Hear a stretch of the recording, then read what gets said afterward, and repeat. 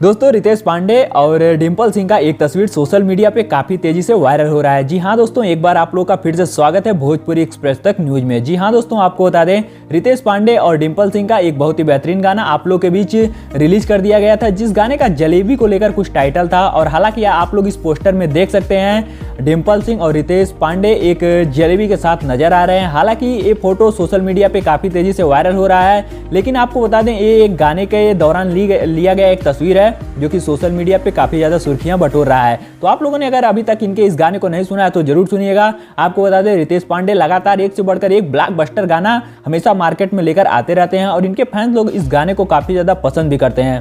आपको बता दें रितेश पांडे लगातार एक से बढ़कर एक गाना आप लोगों के बीच लेकर आएंगे और इनका शूट काफी जोर तोड़ से चल रहा है। हालांकि अभी 102 गाने का इनका शूटिंग चल रही है और बहुत जल्दी आप लोगों को इनके इस बड़े बड़े गाने का पोस्टर और टीजर देखने को मिलेगा और बहुत जल्दी आप लोगों को इनके इस गाने का फुल वीडियो भी देखने को मिलेगा। तो आप लोग रितेश पांडे के गाने को कितना ज़्यादा पसंद करते हैं नीचे कमेंट में जरूर बताइएगा।